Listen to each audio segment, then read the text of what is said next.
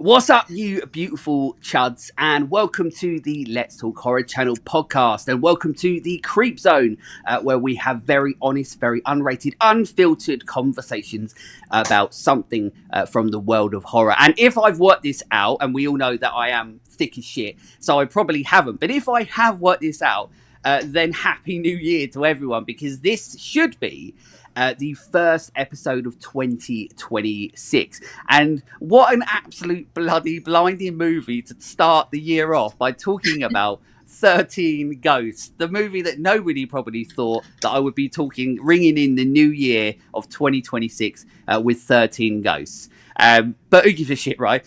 And and also the other episode that will come out this month as well, for, as I said, the first month of 2026, is definitely a vastly different movie. So if this one isn't your cup of tea, well, one, you're an idiot, but two, the next one might be your cup of tea. But I'm really excited about talking about this movie that we're talking about, which is 13 Ghosts. Funny enough, my guests as well are introduced. Oh, do you know what? I'll introduce you now. Of course, I'm going to bloody introduce.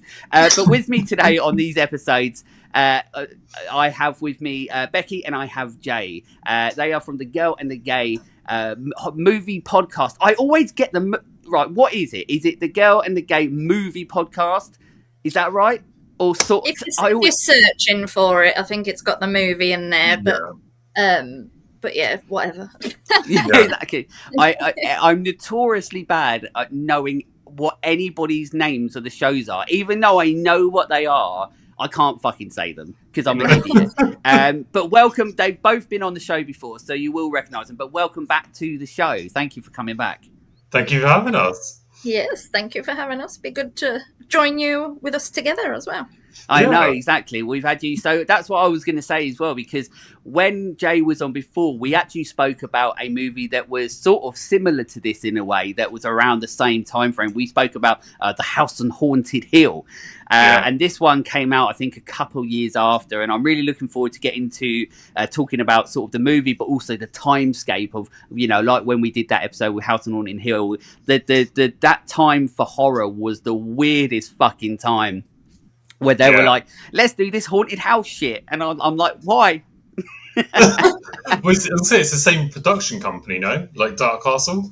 I think so, yeah. So it's the same production company as well. And there's something also interesting I'll get into about the person that directed this as well. Because I feel like this movie is a little bit cursed in regards to loads of people who made this movie or who was on this movie never wanted to make movies again.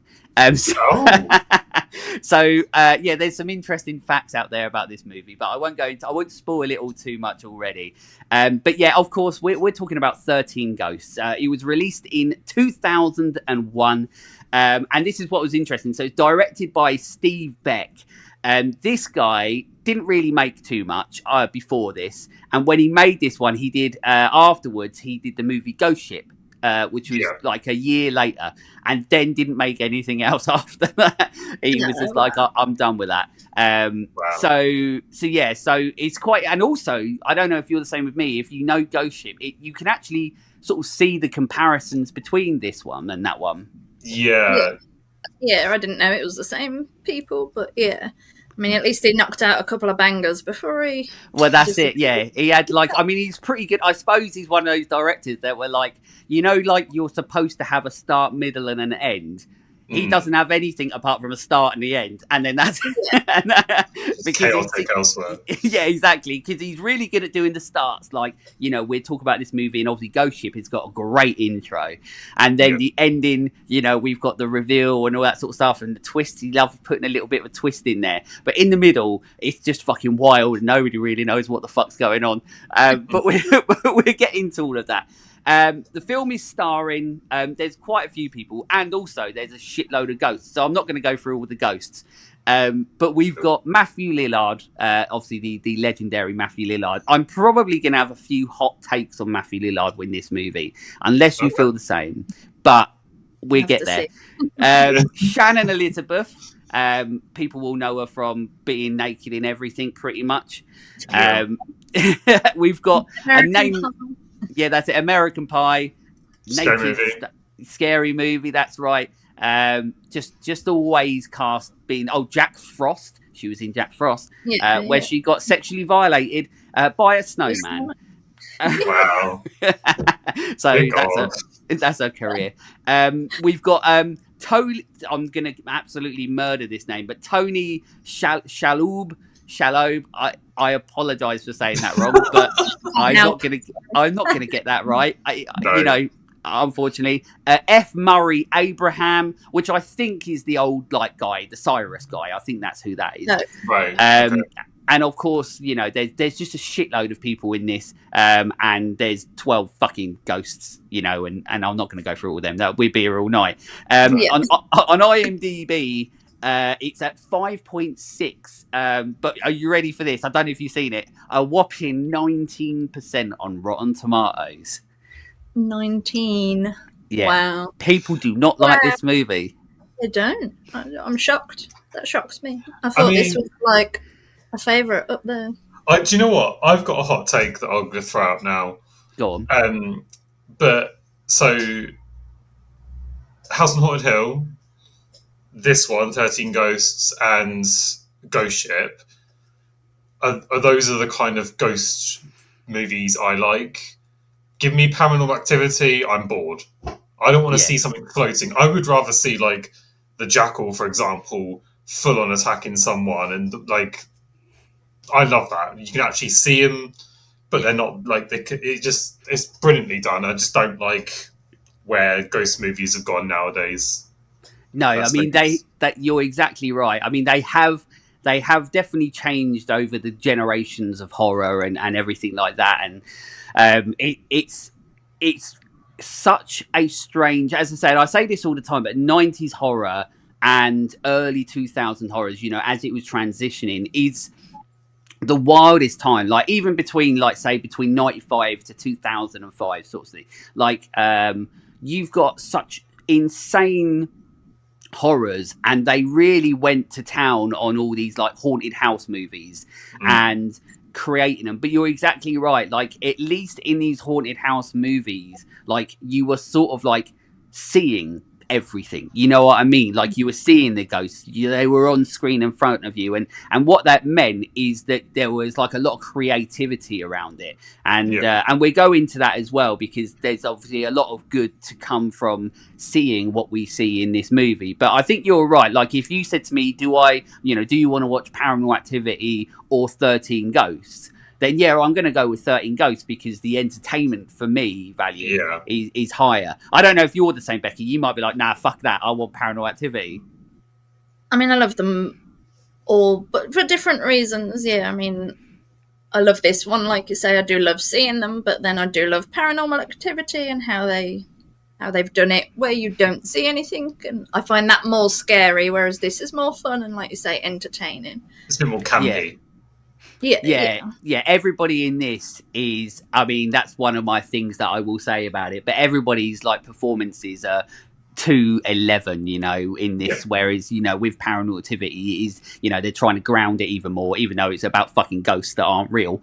But they're still trying to ground it and everything. So, but yeah, Google synopsis wise. So Arthur with his two kids inherit his uncle Cyrus's, such a fucking 90s and 2000 name, Cyrus, like, and also he's like the oldest guy. At what point in 1930 or 20 is somebody calling this guy Cyrus? You know what I mean? And also, I feel like if you're named like Cyrus, you're going to be evil. Like, yeah. You're just bound to be. Like, I'm surprised they didn't have like a reveal moment, being like, Cyrus rhymes with virus. He must be bad. But he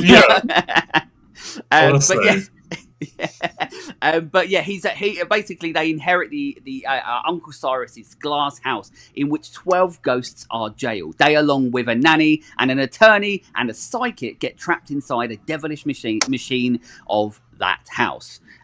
Also, the Google synopsis for that, I actually had to change loads because it didn't make any sense. So if you want to see one of the worst written synopsis, go to Google and type in 13 Ghosts, and you'll be like, Jesus fucking Christ, that's AI. They fucked that right up. Just so a really quick question, because I always am really interested, especially with these old school movies. Do you remember when you first saw this movie? Like, did you see it at the cinema? Was it a VHS sort of thing? I don't mind. Jay or I don't know, whoever wants to go first. You can go first, Jay, if you want. No. Do you know what?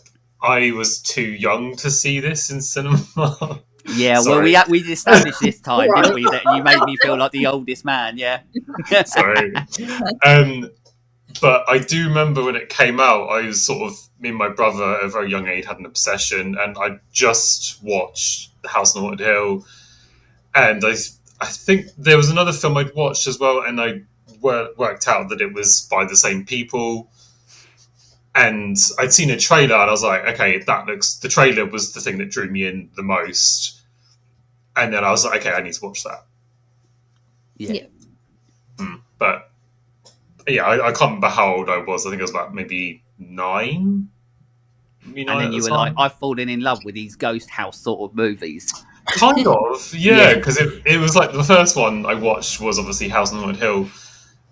And then, yeah, it was that one, and then essentially it was Ghost Ship as well was the other one I ended up watching. And I don't know if you know, the other one that everyone always forgets is there's one called The Haunting as well, which was one that had like Owen Wilson getting decapitated, Liam Neeson, some other people. But that was actually like, and I remember I saw that at cinema because it's a 12, but I actually watched that not long ago, and I was like, actually, that's still quite a good movie. Like, it's all right. I agree. I feel like The Haunting is one of those. Yes, it's got shitty CGI. Yeah. Very bad. But the actual story itself, and the whole story of Hill House is really fascinating. It's really like interesting to listen to and watch.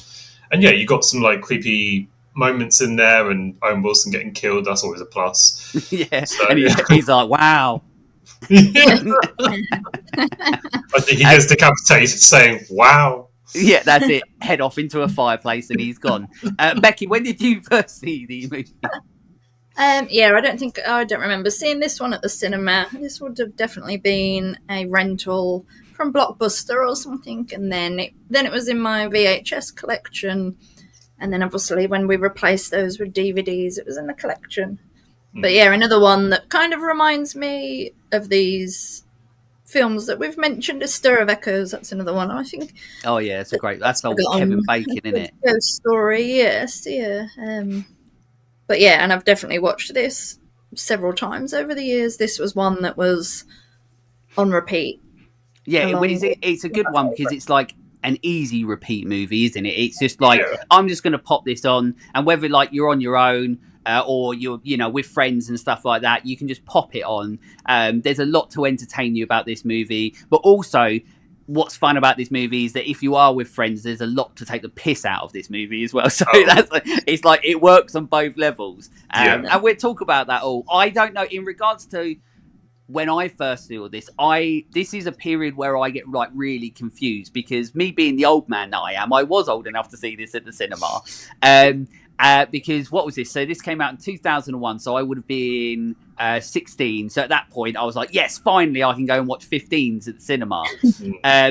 So I'm pretty sure that I did see this at the cinema, because I'm pretty convinced that I went with a girlfriend to see this, because I know the Blair Witch came out a couple years before, and I was too young, and I snuck into it because I brought a ticket for something like The Waterboy and then snuck into Blair Witch, which was a good choice. But I'm pretty sure, but I 100%, like you, Becky, I 100% have this on like the big box X rental Blockbuster VHS tapes, where you used to, and I talk about it all the time on the show, but Blockbuster, they used to do that 3 for $20 deal on X rentals on the VHS tapes. So you could go in there and it was that weird period where the movie hadn't been released on VHS yet officially in the shops, but it had been out at the cinema. So you had that moment where you still got to sort of see it before people who hadn't seen it at home yet, so you sort of felt a little bit special still.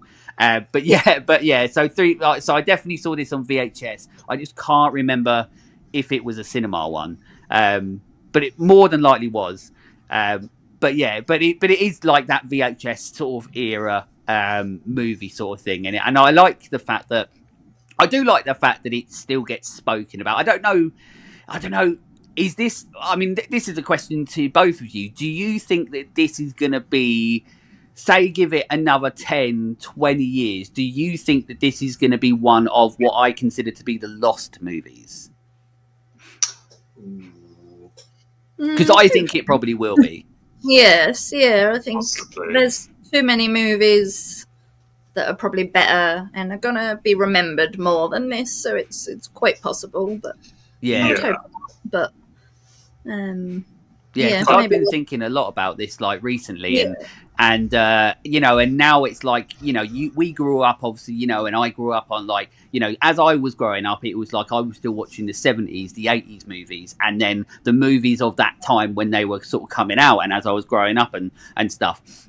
But obviously, anybody growing up now, unless they're people that do want to venture into sort of the history of horror, and obviously I always advise that people do, especially in the 90s, because there was so much variety of 90s horror. I do think it gets like a little bit left behind. Don't get me wrong, there's a lot of shit movies in the 90s in regards to horror, but I think like because they couldn't figure out what the fuck they were doing with the genre, that there was so many different types, and it was almost like, I mean, like everything changed. Like you had everything that it was up until 96, then Scream changed everything, then they ruined that by making every movie a Scream movie, so then they were like, fuck, what do we find next? And then you had the Blair Witch Project, but then at the same time you had all these like ghost house sort of movies coming out. Then they did that so much they fucked themselves over, and then they're, well, where do we go from here? And then they started doing all the reboots and the remakes and all that sort of stuff. So I always say to people, like, it's really important that if you're, you know, growing up now and you love horror, it's so important for you to look at the history of horror, you know, and look to see and go through the decades and go, okay, like, because then you might start finding your like niche, like your favorite sort of thing. Like people out there might find that these haunted house movies are actually like their favorite horror movies. But I do feel like we're going to get to a point where these movies aren't so regarded highly, you know, like critically. I mean, look, Rotten Tomatoes are giving it like under 20% or whatever, you know what I mean? Which is criminal. It does deserve more than that.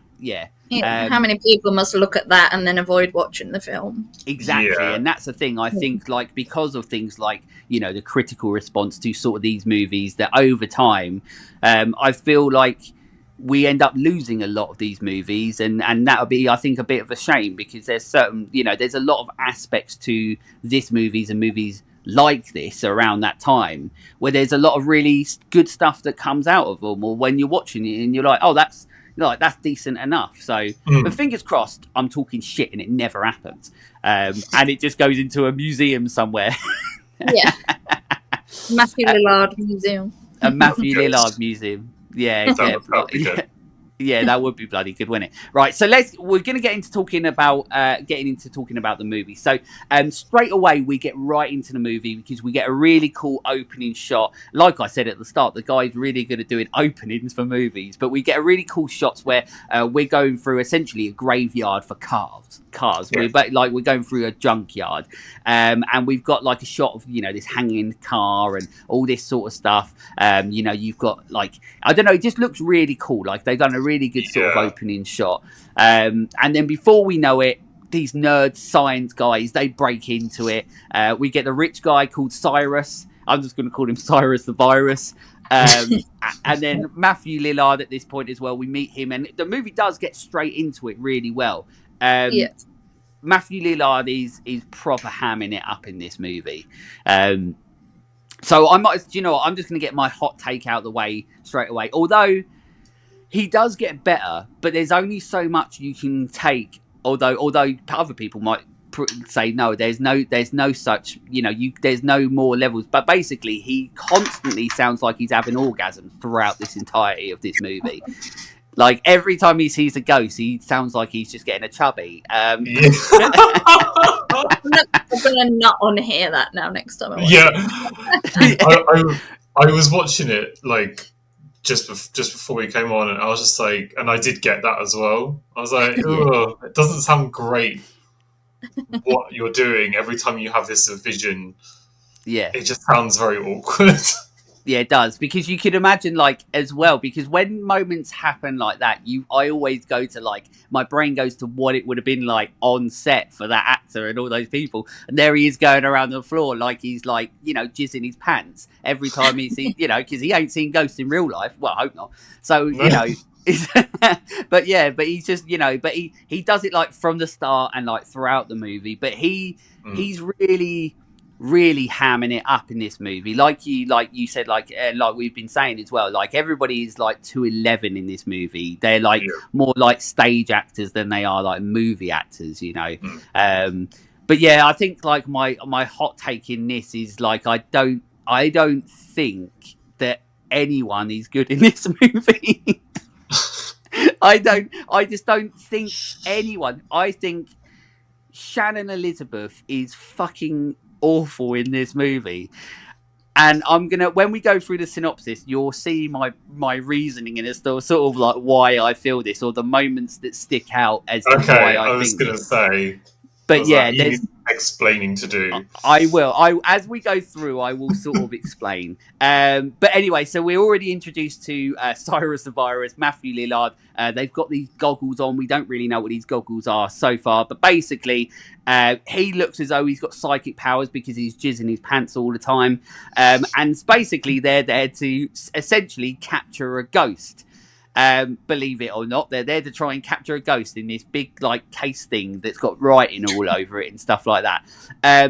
But also, you get your first sort of look as in, like, what they're trying to capture. In this one, you get the Juggernaut, as he's called. Although I won't keep giving them away, because I'm going to ask you something at the end of this. But yeah, we get the first glimpse. Basically, you'll get him like everybody's basically dying. One of them gets bent in half in a car. Somebody gets crushed by a car, I think. Like, there's limbs everywhere. It's a good opening. You know, straight into the horror. Yeah, exactly. You're straight into it. You're sort of introduced to, like, the characters and stuff. But then we go from, like, this absolute, like, disastrous scene where there's blood, guts, and you're like, oh, what a great fucking start. But then we get into, like, cheesy as fuck Hallmark family time, where, like, we're introduced to, like, obviously the good guys of the movie, and we've got this, like, really cheesy, like, narration over the top that's basically the narration of the wife getting fucking killed by fire. Yeah. It's like giving backstory without having to show us anything. Yeah, maybe this is just me, but I actually quite likes that. So then we don't have to watch the credits and then watch her get toasted, and then then continue with everything else. So it's just, we get basically what happened, like, audio, and that's it, and then, like, off to the rest of the film. Like, it works perfectly. Yeah. Different way of doing it, but yeah. I think you're right. I do agree with you as well. I think that, one, it's going to take the runtime a lot longer if we then start going into, like, this is what happened to the wife and stuff. But I do like how they're doing it, because I think, like, the text across the screen as like, the camera's constantly moving, and you've got sort of the text of, like, the you know, the people that are in the movie and stuff, like, going over it and stuff. So I thought they did that quite well. So I do agree with you, like, as cheesy as it is in regards to, like, the dad sitting there and they're in the garden, like, having the best fucking time of their life, and, you know, even though mum's dead, you know, and she's like a Pop-Tart now. But she got left in a George Foreman grill. Yeah, for far too long. Yeah, but just one side of her, which also doesn't make any sense. But oh well, you know. But she. But yeah, I think I agree with you. I think that you're the right choice of going, like, we've done the crazy intro. Now we're going to tell you, like, a little bit in regards to, like, now you know that she's dead. Now you know why the family are, like, a little bit, like, fucked, basically. You know, and they're living the way that they are, so to speak. It's an easy way of them getting out of it for showing anymore, but it's still effective. Like, you still, like, it's not as if you go, what the fuck's happening? Because it just tells you everything. But basically, we get that narration that goes over the top. And as I said, basically you find out that the wife has died. You've got a kid who's a little shit because he keeps on calling everybody sluts, which did make me laugh. This, like, little kid. He don't give a fuck. He's just like, my mum's dead. Everybody's a slut. That's it, you know. And he's like obsessed about death and like decapitation. And Yeah, I suppose it would make sense, like in the psychological side of things, that he'd be obsessed with death because he's quite young, and his mum's died. So it sounds like they were there. You know, they were all there when it happened. So. Yeah, so he's sort of trying to he's sort of obsessed with it because he's experienced it, basically. So it's kind of interesting. Yeah. I think loved his little voice. His little voice, and they're all like different. As I said, you've got Shannon Elizabeth, who's the daughter. I'll say something about that because I think it's pretty fucking creepy with her in it as well, like the way that she is with the dad and stuff. But I'll get into that as well. And there is the moment where the dad like loses his shit a little bit, and you're like, oh, okay, like they do a good job at setting up, I suppose, where we are with the family at that moment in time, even though they're shit at acting. But they do a good job at setting that up. But big lawyer man, you know, he comes in, and then before we know it, their lives is all going to get turned around because basically they've been given the keys to Cyrus's mansion, which at this point we haven't seen. But you know, you think yourself. I mean, we know that it's all going to go fucked up because one, it's a horror movie, and two, we already know that he's a bad man. So at that point, you're like, oh, okay, like it's, you know, they think it's good for them. We know it's going to be like the worst thing for this family, like ever. I love the other thing I want to say about that scene is I love Maggie, who is the nanny. The nanny, that's right, yeah. Yeah, because when he calls his sister a slut, and she's just like, don't say that. I prefer the term bitch. And it sort of sets her up as like, okay, she's my favourite character already. Yeah, because she's pretty much like that throughout the whole movie. Yeah. Like, she makes like awful choices and also at the same time doesn't give a fuck. Like, no. But, brilliant. You know, but once again, you've got it's interesting, isn't it, as well? Because it's like, once again, like, around this time, it was like massive ensemble casts, like in all these sort of movies. Like they were like, if it's a ghost movie, you've got to have 100 fucking people in it. But I like that in a way because it's not as if in these movies like every character is the same. Like when we spoke about House on Haunted Hill, like every character is different. You know, you got your Chris Kattan and your Jeffrey Rush and your Famke Janssen and all that. Like, but everyone is different, and I think like.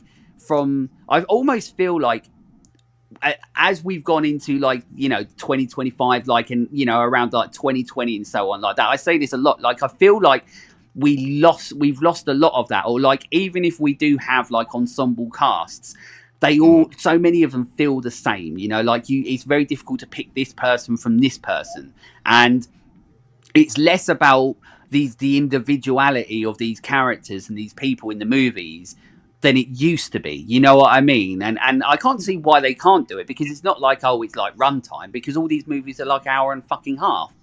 Well, do you know what I think for me, like, I don't know, maybe this is another hot take, but back then, around this area, maybe in 90s, 2000s, they actually made the effort to build a bit of character in horror films, but like with all the characters, and build personalities, so you actually gave a fuck about them and you actually cared about whether, like, you know, like the short time that this family's been on here already, you're like, okay, like the kids are kind of nice, the dad's obviously struggling, like he's lost his wife, then the nanny's fucking hilarious, let's hope they all survive.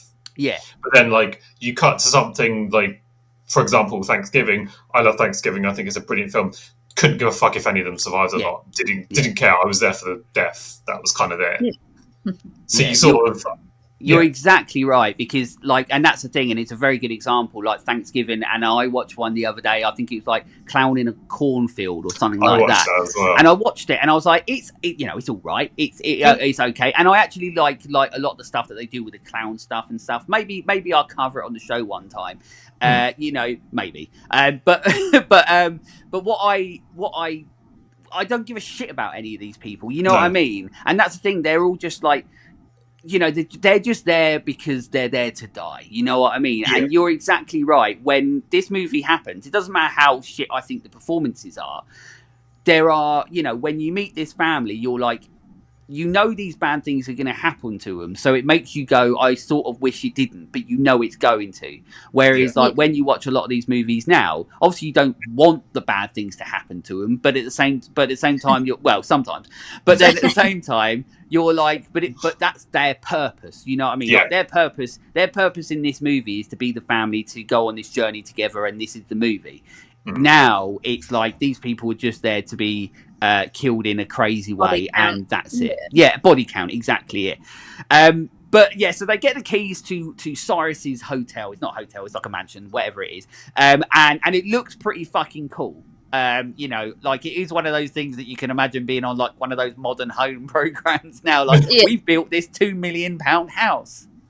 I think the set design in this, like you say, in the opening scene with the junkyard as well, but with this house as well, I think they did a brilliant job. Yeah. And I think it still everything looks really good still. Yeah, you're right. That's one of my main points of this is the set. And there's a quote from someone that I'll say a little bit later on as well, which was really interesting, and it goes to a lot of people's points as well of like the quality of this movie. And there's no, that's, you know, there's different types of quality of this movie, you know, the good and the bad and so on. But one of the high points of this movie, you're exactly right, is that this movie is like set design is, and like we, you know, like with House on Haunted Hill and like with these movies around this time, these haunted house sort of movies, the set design in these movies is so good, and they look like so fantastic. And obviously we know that it's pretty much all practical. Like in this movie there are some CGI, and I don't actually think the CGI's too bad. Like it doesn't really take you out of it, you know what I mean? Like in House on Haunted Hill there's moments where you're like, fucking hell, that's bad. I mean, we spoke about it on the episode, but but in this movie I don't think that you can tell the CGI, but it's not so bad where you're like, that's fucking awful, and it puts me off it, you know what I mean? I mean, I don't, you guys might like, you've got like the cog that sort of constantly the machine was the only thing for me that was like, it looks a bit dated now, but like you said, it doesn't take you out of it. No, exactly. Like for this time, if you watch something where you're like not focusing on the fact that it looks shit, then it's done its job. Yeah. I think for me, going back to what Becky was saying about the actual house, the look of it, I think it's really well done in the fact of it looks creepy, but also very intriguing at the same time. Like if I was given a key to this house, it looks creepy as fuck, but I'm going to go in and have a look. Yeah. Exploring. Yeah, fully. Yeah, like I was thinking the whole time, I'm like, I would like to live here still because it looks so fucking cool. But yeah, it's a cool place. So you could literally, like, as long as the ghosts as well, as long as they don't attack people. Yeah. Like you could like make loads of money at Halloween as like a sort of a haunted scary attraction kind of thing. And it'd make it even better because the walls are constantly changing. So you're like, well, good luck now. Yeah, you just make a deal with the ghost. You just say, look, like every day lunchtime, I'll bring down you some like cheese sandwiches. Yeah. And, you know, and something like that. Like, you know, you choose what you want. You know, they might want different things. And then you just say, look, this is what you're going to get. I'll feed you. Just don't murder anyone. And then they were like, sure, that's fine. Were they asked that to begin with? I doubt it. I doubt Cyrus offered them lunch. And then that's why they're so angry. no pay, no food. Like, what is this? Exactly, yeah. They're like, you've just shoved us in a room and we ain't got anything. Yeah. You know, they were people once, you know what I mean? But yeah, so we turn up at the house. It looks awesome. Matthew Lillard's there, obviously he's there, but he's pretending to be like the power guy. But then, you know, they put the key in and then all the house comes alive with all this cool mechanical shit. And once again, it's just... At this time, they were really fantastic with like set design and the things they were doing, because you had like, there were like, you know, it's always the advancement in technology, you know, and and how they can create more for movies like this at a time, but also like it would sometimes, like it would cost less than it probably used to in like the 70s or 80s to try and do something like this because, the advancement in technology. So now at this point, they're like, oh, well, we can try and do this and try and do that and make it more like, higher budget and stuff like that, because this wasn't a massive budget that they got for this movie. But I think that they put the budget in the right places because it looks, because like you're saying, Becky, because the set design is so good, it looks like a massive budget movie, It's just a shame about the other shit that happens in it. But we'll get into that. But basically, the house is full of like all this mechanical shit, and then all the walls, all the glass and everything, it's covered in these like Latin. It's covered in Latin and all these spells and stuff like that. And essentially what that's doing is like keeping these ghosts contained and so on like that, because obviously Cyrus is a son of a bitch. So basically Cyrus is, as I said, he's captured and he's trapped all these all these ghosts within it. This is like we get the first sort of glimpses in it because Matthew Lillard sort of goes around the house and stuff, and obviously he's having these constant orgasms and jizzing himself everywhere. And then we get a first look at some of the ghosts as well. We get like this guy who's like a baseball guy with a manky face. There's a kid. There's one that's completely starkers, whose boobs are at any point going to completely explode. Oh, honestly, like, do you know what? I'm like, I find it very interesting nowadays, like looking back on everything and all the horror, and just films in general, when like women being naked in film is like absolutely fine. It's absolutely fine, apparently. But then if a man goes naked, it's like, what? You're like, why? Yeah. Like, it was. I would have liked to have seen more naked men, personally. But just but as long as it's not the Matthew Lillard like sitting there orgasming him, just completely starkers. I don't mind seeing Matthew Lillard naked, but not him doing what he's doing with just the goggles on. Yeah. But yeah, you're right. You are right, Jay. Unfortunately, this is what horror is. It just reminded me, it's like when, oh god, what's that film called? Saltburn came out. I mean, obviously there was loads of like controversial scenes in that anyway, but like the very end one, everyone was like, oh my god, you get to see whatever the guy's name was completely stark naked. I'm like, yeah. Like, yeah. Okay, have you never seen a penis before? Like, yeah. It is one of those like the travesties of like if a man is naked, but this really woman has to be completely naked throughout the entirety of the movie. With they've got to be fake boobs. They are pure fake because they are going to explode at any point. Like they look like water balloons that are just ready to pop at any point. I thought ectoplasm was going to go everywhere at one point. I feel that's definitely a breastplate. It's definitely it's not real. I'm not buying it. But also, I don't know, like if you're like me as well, but she's the one that I feel like it's quite tragic for. You know what I mean? Because obviously she's like this ghost that I'm assuming. I mean, I could be wrong, but I'm assuming that she like obviously did something horrible to herself. Yeah, so I'm assuming that that's what she did, and like there are like the moments in it where she's got those looks and stuff like that, and there's the bit with I'll go into it, but as well, but she's like there's feels like with her there's like more tragedy with her than quite a lot of them, apart from obviously the mum that pops up, which we'll get into. But I feel like there's a bit more tragedy behind her than quite some of the other ghosts. Does that make sense? You know what I mean? Yeah, I think. Yeah, because her story, because I used to have it on DVD, and one of the special features is they literally go through the backstory of each ghost, and hers was something along the lines of like she was very like very beautiful, but she was very insecure as well, and she like kept performing surgery on herself and just in the cure for perfection, and then one day went wrong and she ended up like cutting herself too deep, and okay, and then she probably is all in the bathtub or something like that, I'm assuming. But yeah also what's interesting about that is that once again it goes to show like we don't really like know that or get that on the screen, and it once again leads into, like I was saying earlier, where we feel like once again, or I feel like now that doesn't happen. We don't really get that too much, or we never get a sense of anything like that, like of the tragedy of these sort of people. And then but it's also the intrigue, isn't it? Like wanting to know more as well.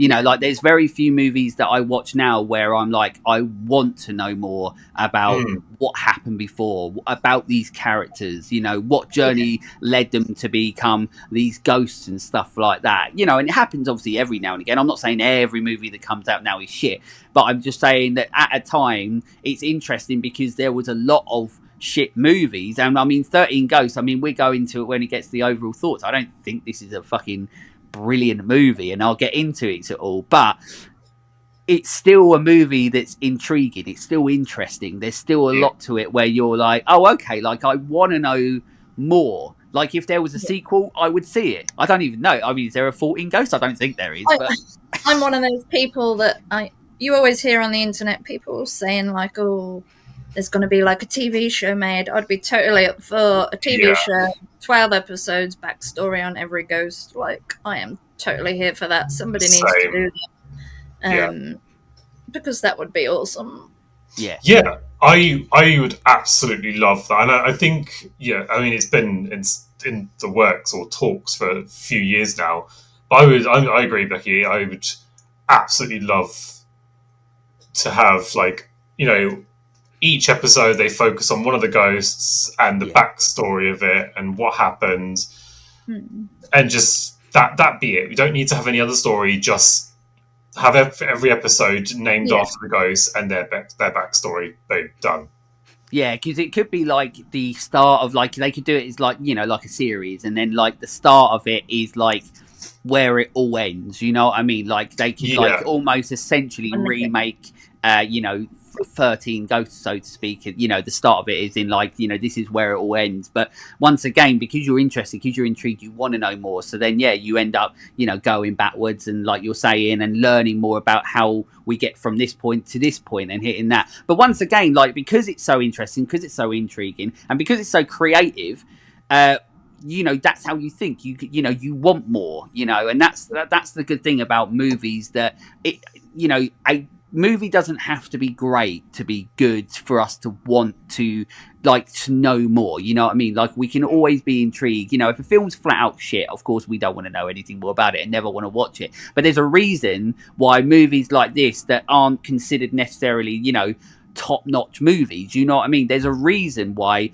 we're sitting here in 2025 talking about it. There's a reason why people still go back and watch these movies from the 90s and from this time and from, like I've said, like the history of horror. There's reasons why people always go back to these sort of movies, when we watched them in our youth and then we still watch them now. It's obviously the nostalgia factor, but at the same time, we also then don't want to sit there if we know it's utter shit. And you know what I mean? Like, so and it's not utter shit. But there is some shit, but we'll get into it. You get the bit where, for once, Shannon Elizabeth isn't actually naked, because we get the moment in the bathtub and stuff where I thought she was going to get Starkers, but, she doesn't, which is always nice. Sorry. So what do you guys think of, like, because we get it here in the bathroom scene, like when she goes into the bedroom, we get a few little slow-mo scenes, don't we, in this? Like, so when she goes into the bedroom and everything slows down and she falls on the bed, because I noticed it this time and I didn't. I thought they were a bit cheesy this time. Yeah, I'd not noticed before. But also, can I just address what the fuck is her obsession with bathrooms? Yeah, she's like she's literally like with bathrooms, throwing the water over her as if it was like, I don't know, fucking and weird. Also, I'm pretty sure. I'm like, it's water, Mary. Calm down. She's getting Matthew Lillard about water. Literally, and also, I'm pretty sure there's a sink in there as well. I'm pretty sure. So she could have just done that in the sink. She's just like, I'm just going to waste as much fucking water as I want. She's like, fuck it. She don't pay the bill. She don't give a shit.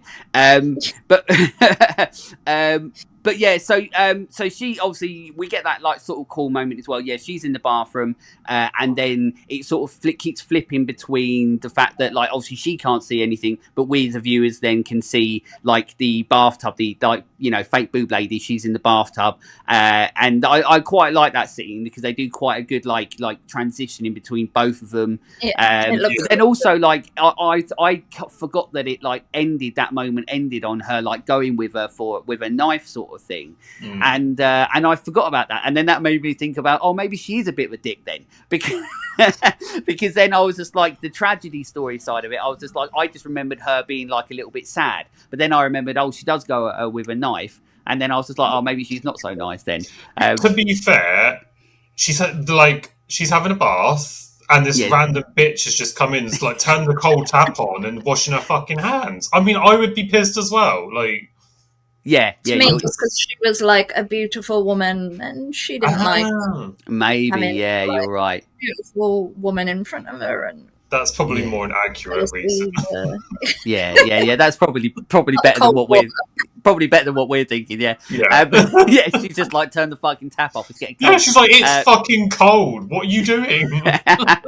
Yeah, exactly. Yeah, that's probably the more logical thought of it. But at this point as well, now we realise like the kid that keeps calling everybody a slut, he's gone missing. So the nanny has done the shittest. Yeah, well, the nanny did the shittest job ever because like she just turns up and he's just like, oh well, no, like his what's her name? Is it Maggie? No, Maggie. Yeah, Maggie. So Maggie's with her, and she just pops behind him. She's like, oh no, I'm not fucking. I've lost him. Sorry.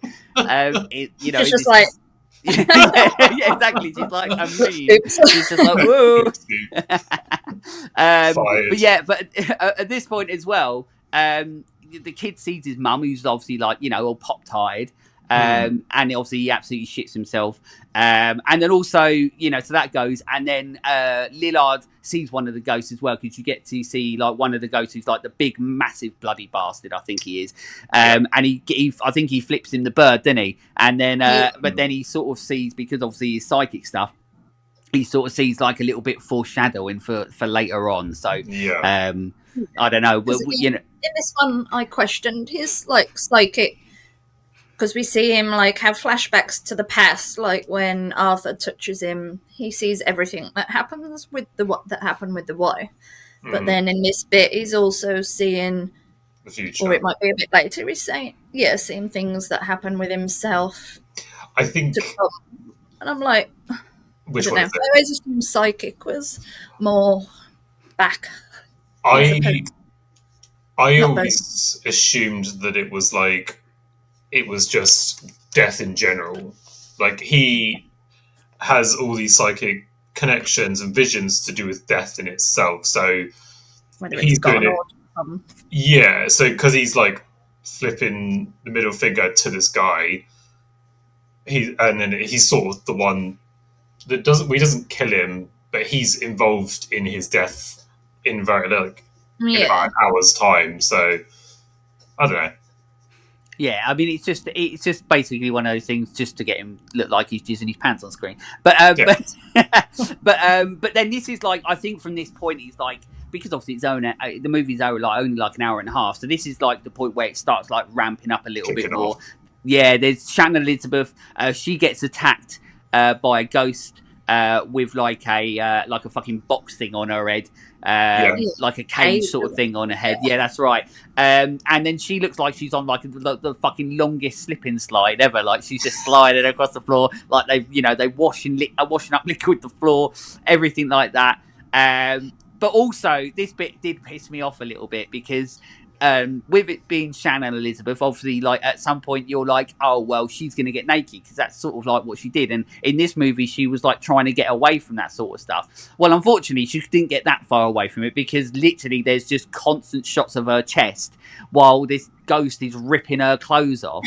And there's literally a shot where like even the ghost rips her bra a little bit, and you're like, oh fucking hell, like that's for the fucking perverts. You know what I mean? Like, and it's just one of those things where you're like, oh, just you have Shannon Elizabeth, and that's why you like that's what you do with her. Like, she doesn't want to do this stuff, and that's why she sort of took on this movie and did other movies and stuff, because she was known as the American guy. American Pie, fucking naked woman, American guy. Yeah, she's known as an American guy. But yeah,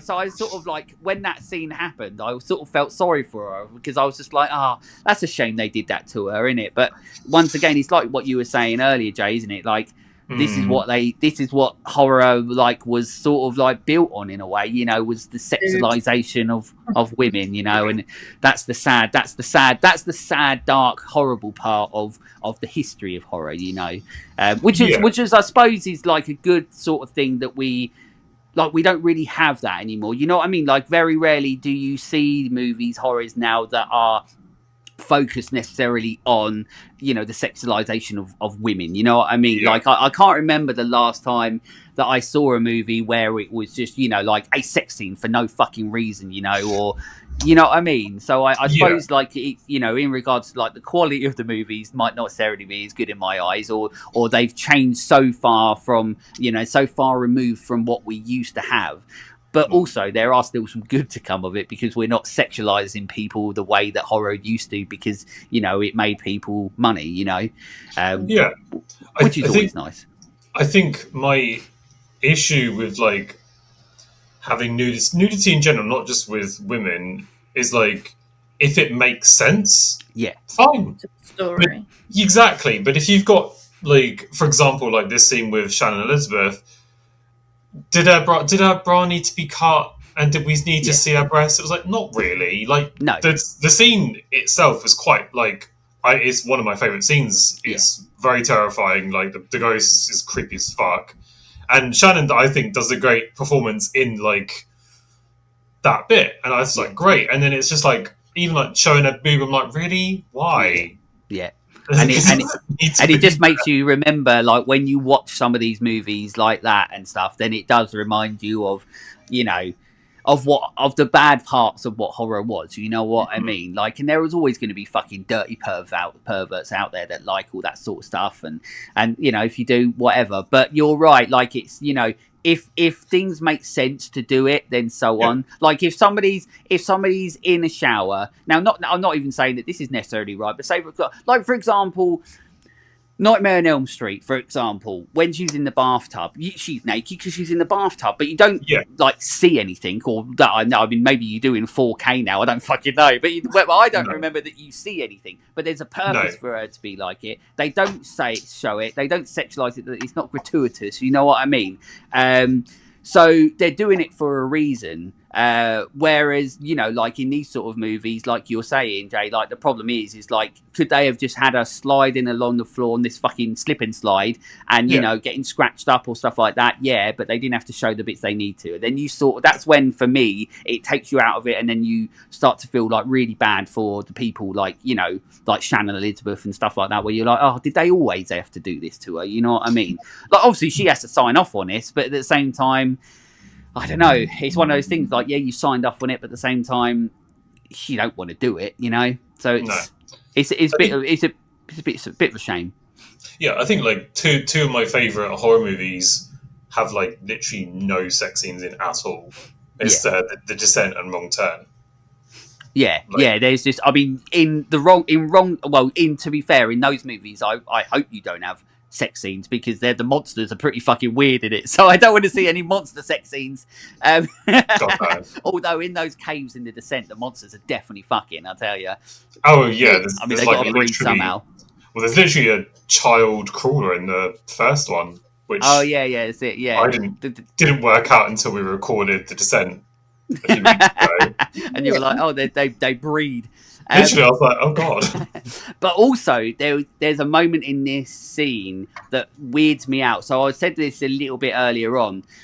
How fucking old is Shannon Elizabeth supposed to be in this movie? Yeah. Because she acts like a kid in this movie. Like, there's the bit like near the start where like she's in the car and she's like overexcited, like a little kid. But in this scene, like when she thinks, she keeps calling him daddy, and you're like, it's just fucking weird, and I felt like really uncomfortable with it because you're sort of like, it's one of those things where you're like, once again, you can tell it's written by a guy. You know, it's just one of those things where it's like, it's bad writing, but also it's like, how, like, because I'm pretty sure I got it written down here somewhere, but I think that she was something like, when she did this movie, I think she was 28 years old when she did this movie, and she's acting like she's like a kid in it.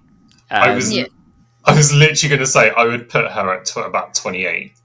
That is literally the number I was thinking. Oh, well, you're exactly right. Yeah, I was gonna say, I think she seems like she's meant to be like 17, 18. Yeah, or even younger. Acting like 15. Yeah, it's very strange. But yeah, so it's just weird writing. It's just weird. You know, I don't know. It's just weird. They just sort of, once again, it goes to like, is it like the weird sexualization of it all? And you're like, oh, stop being so fucking creepy and weird. You know what I mean? But yeah, so but then so you get that moment where I've got it there. Yes, she was 28. So she was 28 when it's been made, but she's acting and calling him daddy, and it's fucking weird. The house continues to move itself. Matthew Lillard, he gets trapped with the baseball ghost man, but he just gets away because he does like a fucking action roly-poly out the fucking door, and he managed to do that. But then he also sees, I just called them Tweedledee and Tweedledum because I thought on their name, but they're gross fucking looking ones. But I just thought they were just reminding me of Tweedledee and Tweedledum. But he sees them as well. And then you also like super angry man with the nails. He looks like he should be in Hellraiser, but he's out and about. He's on the loose as well. So it's all fucking kicking off. Like the ghosts are on the loose. Yeah. You've got Shannon Elizabeth, you know, calling it daddy and all that sort of stuff. Lillard's still jizzing himself everywhere.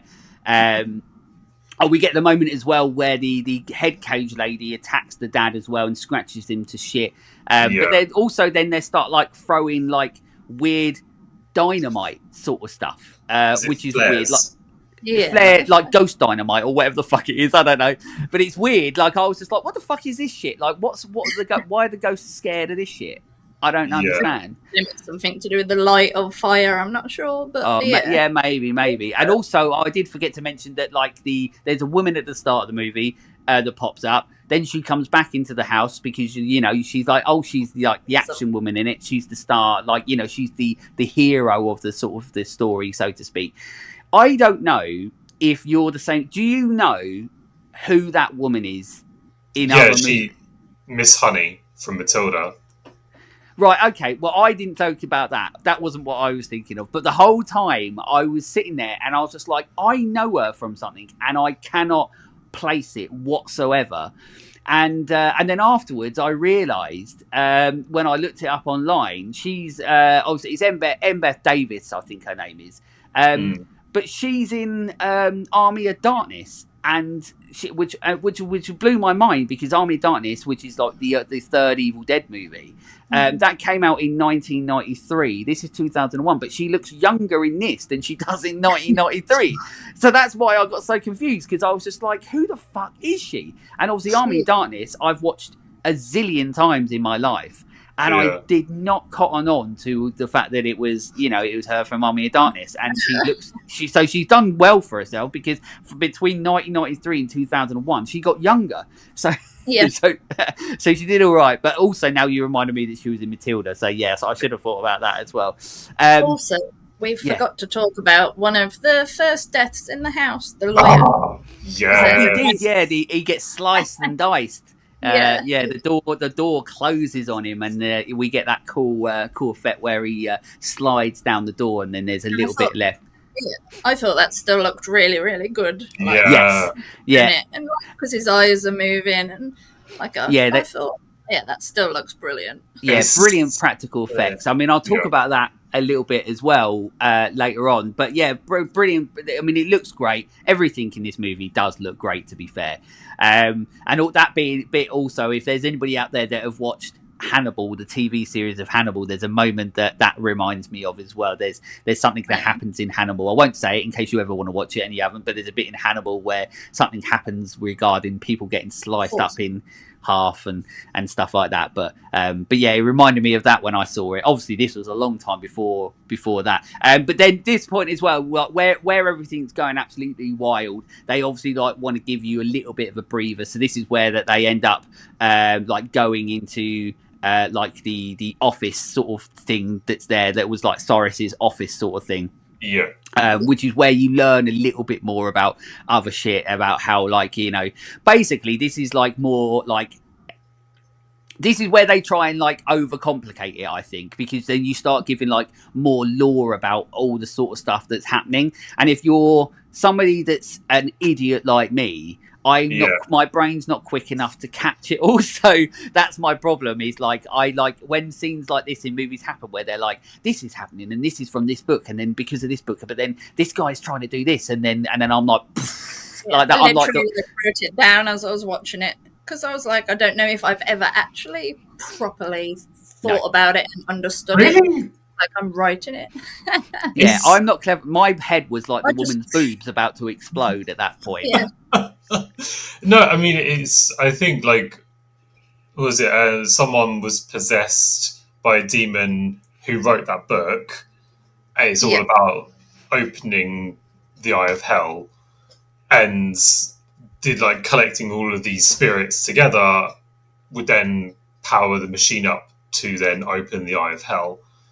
And then it explains, obviously, that the only way to stop it is for the 13th ghost to sort of sacrifice himself in an act of love. So literally, like, it's all at once. They just give it to you basically like all at once. And if you're an idiot like me, I get half of it. And then I'm like, and then the rest of it, I'm like, oh, I can't fucking be bothered to try and figure it out, because sometimes you're like, is it worth it? No, like, you know, not really.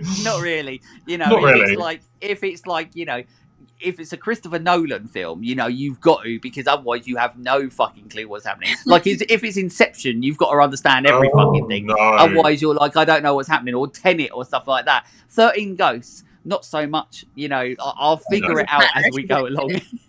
I think for me it was more the lore of the ghosts themselves that I was more interested in, rather than the actual why they've been brought. I didn't really care why they were brought there.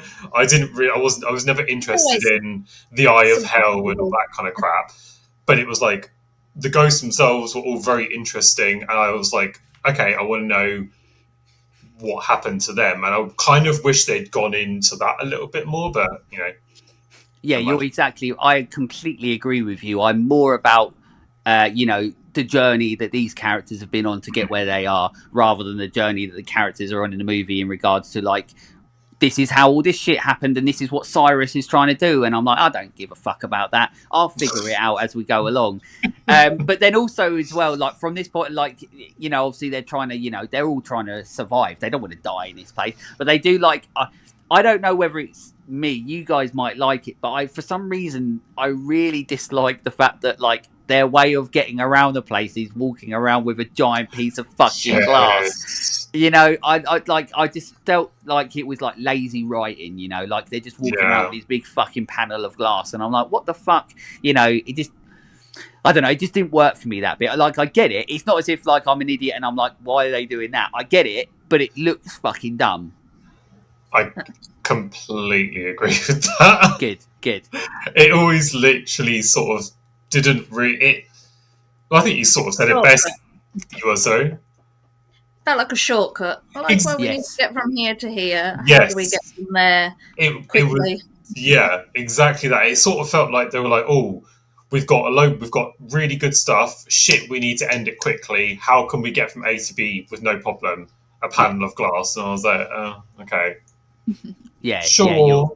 Yeah, it works, but it's kind of lazy writing. Because it's like, it's sort of like their moment where they're trying to, like, tell all the other things that are happening. So, like, at this point, the woman who I had no idea who it was until afterwards, and now she's de-aged herself. But she comes out that she's like a bad person. She's working with Cyrus. Or for Cyrus, and then at that time you've got all the other shit that's going, you know, that's happening as well. Cyrus, in the big plot twist, as I said, she's the bad guy, and Cyrus isn't dead. Nope. Who saw that coming? I mean, everyone. Yeah. But but he's returned to the dead. Miss Know It All, as I called her on my thing. But she's a traitor. She's working with him the whole time. And then we're cutting between that, and we're obviously, this movie does a lot of cutting in between everything that's going on, and I think it does definitely get a bit too much. But at the same time, it's like one of those things where it gets too much because you're like, this is getting annoying, but also at the same time, where they're trying to sort of make the movie move along, and they're trying to keep a decent. Like, I wouldn't say, like, even though it's only an hour and a half, but I wouldn't say that there's like any moments in it so much where you're like, I'm that bored that they didn't need that. Like, I think that once it's like, this is what the movie, these are the characters, this is what's the movie about, this is what's going to happen in the movie. I think from that point onwards, when it starts kicking off, it just continuously goes. They obviously have the moment where they're trying to like confuse idiots like me with all the lore and everything that happens and why it's all happening. But other than that bit, I think like the pace of it is pretty constant. I just think that I just think that sometimes, like, it's the cutting quick back in between everything, and you get a little bit lost where you're like, oh shit, like now I'm with this person, but you might as well stay with this person to understand the story a bit more, because you're going to go back to that moment anyway, so sometimes I wish it wasn't so like fastly edited, fastly cut, but yeah, as I said, like, Cyrus is back, he's returned from the dead. You've got the Nails Ghost. He's trying to get the dad and get Matthew Lillard. Obviously, he's a big guy. He's on the loose. Matthew Lillard absolutely shits himself. This is the moment where he gets his hand smashed in as well by a hammer as well. So you're like, oh no, Lillard, like you feel like sort of sorry for him. And he gets completely chucked around a rag doll, and then to everybody's dismay, this is the moment where Matthew Lillard gets snapped in half, and he's a goner. And there's a moment in this movie. So like I said, like I think that there are moments, like Matthew Lillard is one of those actors, as we've seen in Scream, like he can be like very over the top. And I think like there's a very fine line with Matthew Lillard. Like, for example, in Scream, it works perfectly. Like the way that he is, he's very like, the way that he is, he's like a theatre kid, like in Scream, and the way he's saying things, and, he's treating like everything like a movie, and it works for Scream. Whereas in a lot of other things he's sort of in, where he's going to 11 almost constantly, it sometimes get a bit too much. But there is like a moment in it, like in that moment where they're in the office bit and they're having that moment. There is like the tragedy side of him when you do realise that you're like, oh, well, it's a bit like the whole Shannon and Elizabeth sort of stuff, where you sort of like, but rather than like it being a real person, you feel sorry for the character, because like this is a guy that has to live with the psychic connection thing that he's got, like his psychic abilities, like this is what he has to live with. And then there's a moment where he's having sort of a speech about it, and he's talking about how tough it is on him and stuff like that. And then that's the moment when you're like, oh, okay, like that's when you remember how good Matthew Lillard can be at being like one of those people where he's either a dick and you don't like him, or he's one of those people that you really feel sorry for. He's very good at like finding how you're supposed to feel as a viewer towards him as a character. So even though like a lot of this movie, he's jizzing his pants and he's getting a bit over the top and stuff, there are the moments where he's just like, oh yeah, now you feel sorry for him, because there's a bit where he's lying on the floor and he's having like essentially like his seizure thing, and he's like, don't touch me and stuff like that. And then I felt really sad for him. Yeah. I think I do want to sort of say that I do think when in that specific moment where he's like, don't touch me, is like he's having a full-on seizure on the floor. And as someone who does have seizures, I do think he done very well with that. Like, to me, it's very believable. But yeah, I just thought I'd just give him his props, because I do sort of agree some of his dialogue and the way he delivers it. It's a bit like, I think it's very campy, it's very over the top, but I feel like this movie in general is just that in itself, but it's meant to be. Well, all of them were, weren't they? Yeah.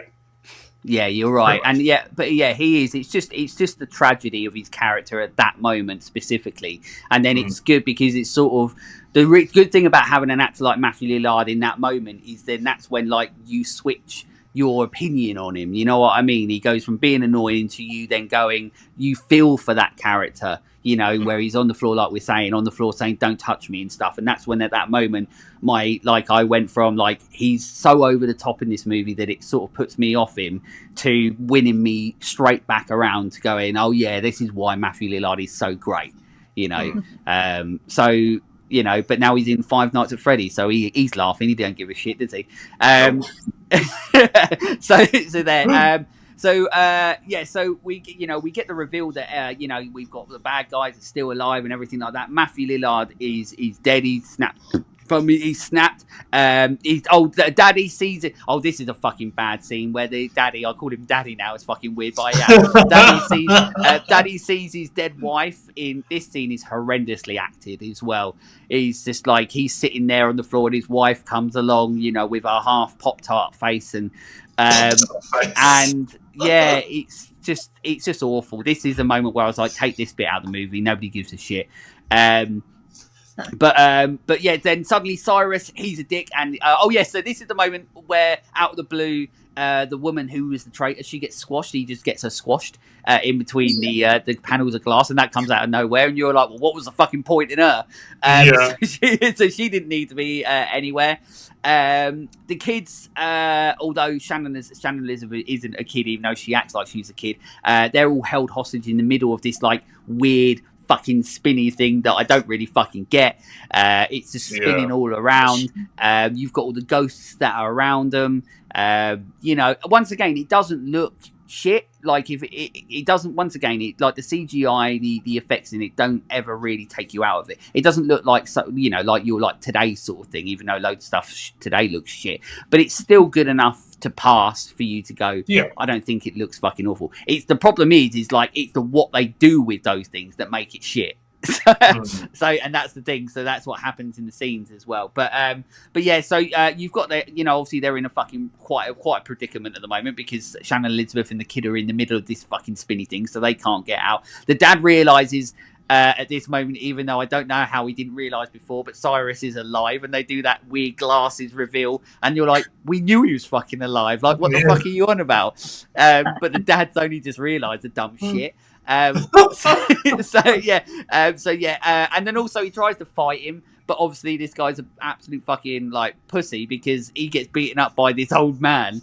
But then obviously he starts slagging the dad right off, but the nanny, who hasn't had much time, she's like fucking DJ decking everywhere, like they're doing like, I don't know, it's weird how they're doing like weird DJ scratch sounds, like you know what I mean, when she's trying to turn all the levers, but they're putting fucking like remix fucking shit on it, which doesn't make any sense. But then she's playing with all the mechanical shit, which then makes the ghosts like release from their like platforms that they're standing on, and then obviously all the ghosts they go and and then the ghosts go and basically they go and get Cyrus, they throw him onto this fucking weird spinny thing in. He gets I feel like he should have had like a grander death. It was like too quick. They just picked him up and threw him. He should have tortured him. Took it in hands. That would have been good actually, wouldn't it? Yeah, I actually feel that Matthew Lillard's character, I can't remember his name, actually got a worse death than Cyrus did. Yeah, you're right. Yeah, and I think the impactful, like it was more impactful with Lillard, and then you're right, the death is definitely like worse. Whereas like, the big villain of the movie you're expecting. Now I think, Becky, actually what you said would have been really good if like each ghost took their turn at doing something to him. That would have been really, really good, actually. Why the fuck didn't they do that? Like, what the fuck? Like now I'm like in my head I'm Because they were like, visualizing. runtime. Yeah, they were like runtime and budget, and they're like, "Do you want to make your movie better?" And they're like, "No, just shove like some fake boobs in there more, and that's it." And but yeah, that's pissed me off now because that would have been such like a really cool death, rather than them picking him up and chucking him into this thing, and then you get some pretty bad CGI legs flying everywhere. Yeah. But how cool would it have been if like his demise was at the hands of these people that he's tortured and like kept in this thing? That would have been awesome if they'd all taken their part of destroying him. Well, it's interesting thinking about it, is because they've all got their own way of like what attacking they do, people and what they do. So they could all do their like essential signature move that ends up killing him, like as 12. So yeah, that would be a lot better. Yeah. And also Matthew Lillard Ghost, he comes back, but he doesn't do anything. So you're like he just stands there like, swagging it against the wall. You can do it. Yeah, basically that's it. Yeah. So that's pretty much what he says. He's pretty much like, you can do it, pretty much, that's it. But everything, like the house is all fucking blowing up because she's played like, DJ decks and all these things and all that sort of shit. The house is all blowing up. And then like the dad, like I'd hate this bit because the dad does that like specifically timed jump between like the things that are going where he'd definitely be dead. Like you ain't timing that. It's too quick. He's like, he's not like fucking like, Usain Bolt, like he ain't making that, but obviously he does. And also, at what point is that platform that could only fit those two kids on? Like, would him jumping over there, would that not knock one of the kids off into that? Imagine that if, like, that was the ending of the movie. If he'd have jumped over to save them, but then knocked them both off, and he's just there in the middle of it. Yeah, and he's just there in the middle of it, and all the that's it. They're all their limbs are flying around because of this spinny thing, and he's like, "Oh, fuck that up." That would have been an absolutely brilliant movie. But obviously they're he's within this thing, so it's all protected. The ghosts, and then the wife comes back. She doesn't say anything. Well, her mouth doesn't move, but she's saying stuff. I guess ghosts can't move their mouth. I don't know. But then basically the wife turns back and he's like, "I love you," and that's basically it. And she's like, "Love you," and then bye. Then also. Peace up. And then there's a weird fucking bit. The bit that I literally laughed out loud is literally the last thing we see of the ghost is them fucking walking out the house into like the woods, and then you've got like old kill people now. Yeah, exactly. You've got old like naked, fake boob lady. She's walking around like swagging it out, and yeah, that I was just like, I feel like they didn't get like the justified ending that they deserve. Like it for me, exactly. Like now, I'm so pissed off that they didn't end it the way that Becky said. But they should have literally ended it where all the ghosts had like basically they did something to Cyrus and then went, and then that was the last we saw of them. Yeah, like that was it. They like their unfinished business or whatever fuck it is. That was it. That would have been so much better. But instead we get a really fucking bad, cheap, weird looking shot of them walking out the house, and you're like, well, that's fucking weird. That was shit. I think that's probably a better ending because like Jean, she gets that. Yeah, which I actually really like Jean, the storyline of Jean, and like because we know what happens to her, and then we're following like the grieving family, and then the fact that she's in the house, she speaks to her kids, she speaks to her husband. It is like the final thing, and then they can all sort of move on from it. And so I kind of like that it's got like a small and little emotional. Yeah, it's like an emotional storyline. And you do sort of like, I mean, I do. I sort of, when I remember watching it the first time, it was like, I felt bad for her because she couldn't be with her family, but she said what she needed to say, and then she helped save them. So yeah, exactly. Yeah, like she, there was a purpose to her, and I was just, I can't stop sitting here but being so pissed off at the fact that they could have such a fucking cool ending. And so I'm gonna have to try and erase it from my mind now. So this is it. But at least if they do a remake, now they know that what they need to do. They just need to pay Becky some money for the brilliant idea of what to do. Absolutely. But that's the movie. Like basically the dad and the kids survive. You know, Shannon Elizabeth is like acting like she's 14 years old, but she survives with her daddy and the kid and the boy as well. And then the film ends, but then before you think it ends, they always have to add something. And then obviously Maggie, the nanny, she's alive right at the end, and she's just basically talking shit, and she's just like, "Oh, I'm not doing this shit," and I don't get paid for it and stuff. I wish they didn't end it like that. I think they could have done a better way of doing it, but also like they were like, "Oh, let's end on a high," you know what I mean? And yeah, they did it a lot in the 90s sort of stuff, but that's it. You know, they couldn't think of anything better to do, so they just had her at the end talking shit. But that's the movie. But I just, yeah, I mean, it's a product of its time, isn't it? That's exactly what this movie is. Like, it's a product of its time. There's so much interesting stuff in it. Like you said, like a highlight for me is there's a couple things that are a highlight for me. Great set design throughout. I just think it just looks.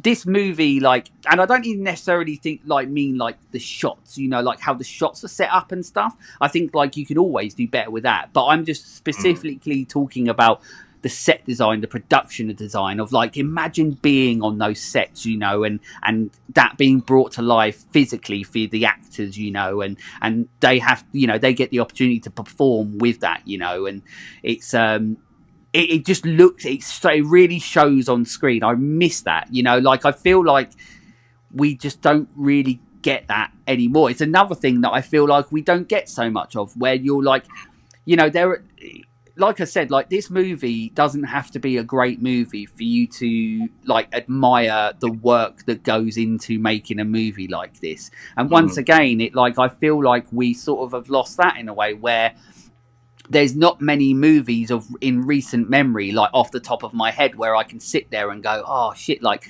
the set design on this is so good. You know what I mean? And you're like, you know, you know what I mean? Like, because a lot of it now is all about, you know, the circumstances of what's happening to these characters and stuff like that. But it doesn't really mean that it's involving anything for the set design, you know what I mean, and things like that. So that's a little bit sad of modern day, but at least we can, the good thing is we get to go back to it. I also do like the design of the ghosts as well. I think they did a really good job with the design of the ghosts, how each one of them is individual ghosts. I really like the look of the baseball guy. And I don't think we see him enough, but I love like his whole, like, I don't know what happened to him, but he's like all fucked up down the side of him, and his skin's all ripped and everything like that. I think like as a design, he's like my favourite looking one, because he just looks really cool. Have you got a favourite looking one? Mine would be between the jackal with the cage on the head and the hammer, I think. Yeah. I love both of them. I think they both look great. But the jackal's fucking scary. I think the way she moves and runs and is all like, I would not want that coming after me. Jesus. I think, I would say the jackal for me is one of the better ones. I do actually like, God, I can't remember the name. I think it's the Angry Princess, which is the fake the full naked lady, balloon poppers. Yeah. Because as much as obviously I've spoken about like nudity, but like it was very, like you sort of said earlier, it's very interesting seeing all the scars and all like the knife wounds. Is like there's clearly like a tragic backstory to her just from the look of her itself. Yeah, well, because it goes straight like back to what we've already said, where it's the intrigue, isn't it? It's like you're so like the way that they look makes you intrigued and interested into how they got there. Like I would love, like we've already said, do a series, do something where you're showing what happens to these people. You know, obviously, like now it's all going to look different and so on like that. But you know, as I said, like the way that the guy with the baseball stuff and you know everything's all ripped and gory and everything like that. Like I want to know how we got to that, and you know. So once again, it's a testament to the other aspects of what go into creating movies like this that make a movie like this more watchable, because you know you've got the intrigue and you're interested in how this happened to them or how this looks and so on like that. I was going to do this later, but I'm going to ask you this now. Between you both, can you name all 12 ghosts? Obviously, the 13th ghost is the dad, so to speak. But can you name the 12 ghosts? Because that's one of the things that annoys me, is that I don't think a lot of the ghosts, they get like their time. You know what I mean? No, like, that's the thing that sucks. Agree, Yeah. Okay. Can you name them all? Yeah, easy. Can you? The firstborn. Firstborn son, yeah. Yeah. The arrow. Son, the Torn Prince. Angry Princess. The Angry Princess. How many we done so far, anyway? 3. Yeah. Withered Leather is the mom. She was number 4. Yeah. The Great Child and the Dire Mother. Yeah. The Hammer. The Jackal. Juggernaut. The Juggernaut. The Bound Woman with the noose around her neck. I think there's one like the Pilgrim. The Pilgrim. Yeah. I think you've got them all. The Torso. Oh yeah, the torso. Yeah. There you go. You did a lot better than what I thought you would. So well done, because I thought there were going to be ones, and quite honestly, if I didn't have that in front of me, I wouldn't have known them all. So well done, because I genuinely I thought to myself, I knew that you would know some, and I know that you're both a lot cleverer than what I am, and you pay a lot more attention to what I do. But I didn't know if you were going to get them all. So well done. You did a lot better than what I bloody thought. You paid attention. My favourite part of the movie is the actual ghosts. Yeah. Like, the look of them, everything. So if they do a TV story and we get any backstories, they've got to look exactly like this. Apart from maybe the kid. I think they were a bit tame with the kid, probably because he was a child. Yeah. You know, can't cover him in blood and stuff, probably. But and also, his backstory doesn't make sense with how he's dressed. Yeah, with the little arrow. Yeah, you're right. Yeah. His backstory, I don't know if you guys know it, but his backstory is that he was obsessed with cowboys and Indians, and he was basically a huge brat. And his neighbor, they played like cowboys and Indians, and his neighbors, who was his friend, found a real bow and arrow, and they tried to play like a draw, like, you know, that kind of thing. And all he had was like cap guns. So then the other kid shot an arrow through him. So realistically, the firstborn son should be dressed in a cowboy outfit, not an Indian outfit. Yeah, you're right.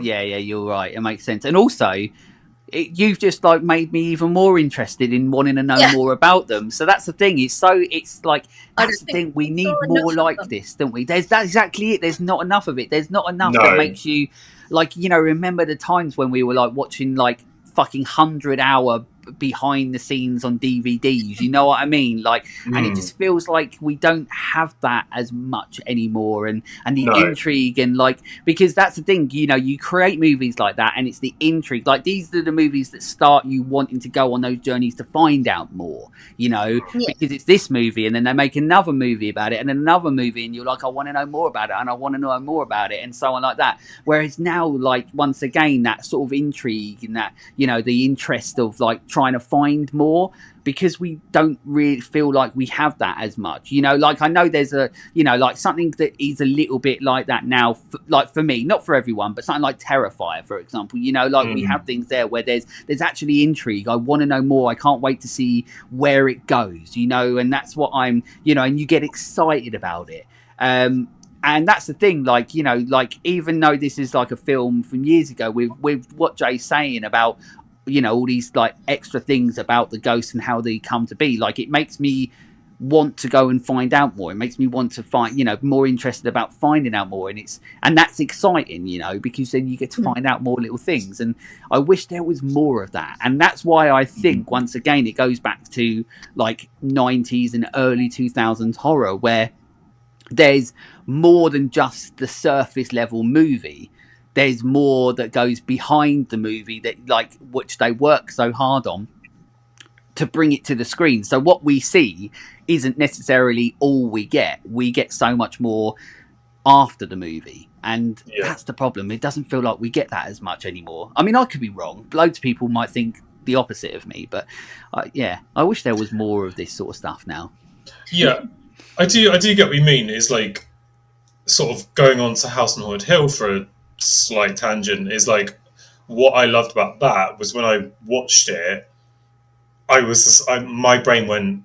Obviously, it was a great film, but I was more interested as to how Dr. Vaniket became evil and how he became this like massive serial killer. And I was like, okay, I wanted to know about that more, and like the sort of a prequel, if you will, like give a prequel. And then you got a tattoo.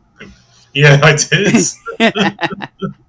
But yeah, you're exactly right. It's the intrigue and the interest that we used to get from these movies of that past, and I genuinely I miss it. I really do miss it, and it's not a nostalgia thing either, because obviously we do get clouded in, and our brains get clouded with nostalgia. I mean, Stranger Things is on season 5 now, and it's journeyed along because of nostalgia, and I still fucking love it.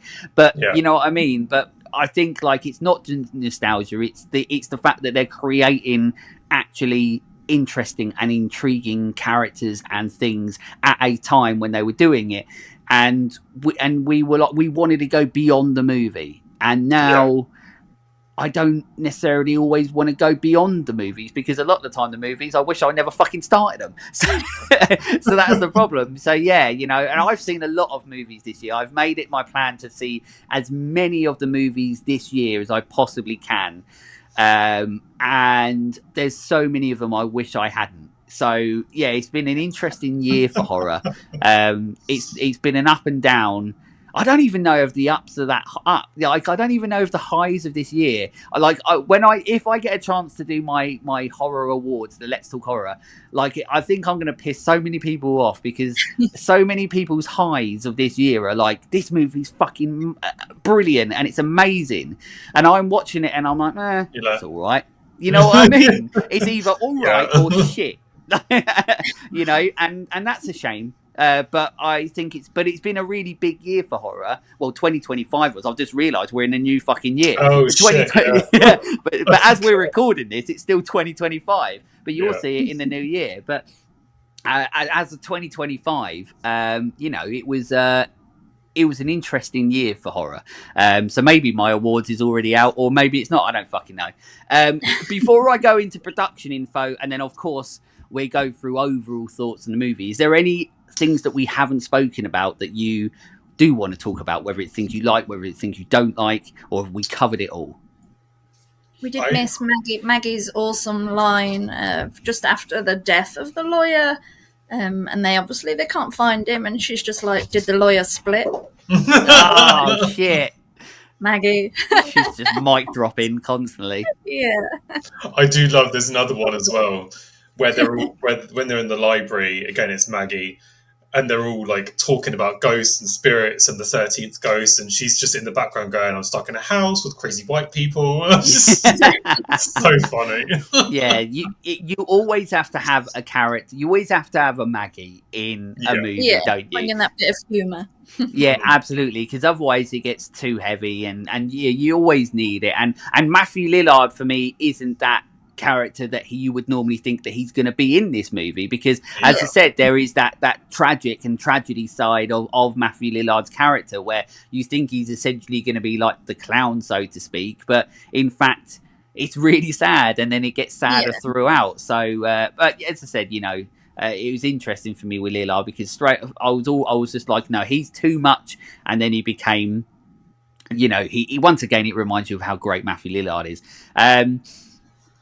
Well, there we go. Well, let's get into production info and facts. So I never put too many in, but Warner Brothers and Dark Castle Entertainment originally planned to release this film in 3D and carry over the gimmick from the original 13 Ghosts, because obviously that's the other thing that's interesting about a lot of these movies around the time of, like, The Haunting, 13 Ghosts, House on Haunted Hills. They were all, remakes of older films and so on like that. So it's always really interesting, when we had these movies, because I think it's so interesting this time, because they are so vastly different from the source material, and I think it's just the evolution of time. You know what I mean? Like, so many reboots and remakes and stuff like that, they still sort of try and keep like to try and keep people happy, you know what I mean? Whereas at this moment in time, it was almost as if we don't give a shit about keeping people happy. We're just going to literally make whatever fucking movie we want, and then some people will know it's a remake and some people won't.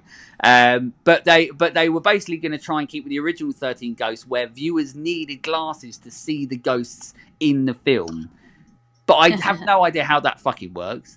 No, that would be cool, but no. That would have been very cool. I would have loved that. Yeah, I mean, what an incredible gimmick that would have been. But at the same time, I'm like, how does that work? But obviously they scrapped that plan. They probably realised, no, don't fucking work and we can't do it. The movie was a critical and commercial failure. Although it hit just under 70 million on a 42 million budget, that doesn't take into account the promotion and marketing costs, and the movie was panned, obviously, by critics. One of the things, do you know what? I'm going to save that quote for when I go in my overall thoughts of it. But F. Murray Abraham, who plays Badman Cyrus, has stated that he only did this film for money. There we go. What a dick. So there we go. Yeah, exactly. Yeah. So I mean, that's the movie. What I'll do is I'll go through. We go around. We'll start with you, Jay, if you want, and then we go to Becky and go with me. But overall thoughts. What are your overall thoughts on the movie? For me personally, I think maybe it's like more nostalgia based because I watched it when I was like very young, but it's got issues. It's got plot holes in it.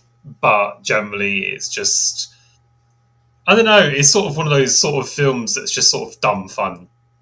And like Becky said earlier, it's like the ghosts are pretty much the reason that I watch it, because they are very interesting, and like hearing their backstories. If you want to hear their backstories, there's a video on YouTube. But yeah, it's just like everything. I do actually think the other thing we've not spoken about is the sounds, like the score behind it. Oh, like I don't know why I really like that side. Like when they're first going in and the music's going, it's all very eerie and quite creepy. It all goes very well together. But yeah, for me, it's I love it. I think it's a great film. Cool. Yeah. Go on, Becky. Same. I absolutely love this film. Again, probably a lot of nostalgia because I grew up with it.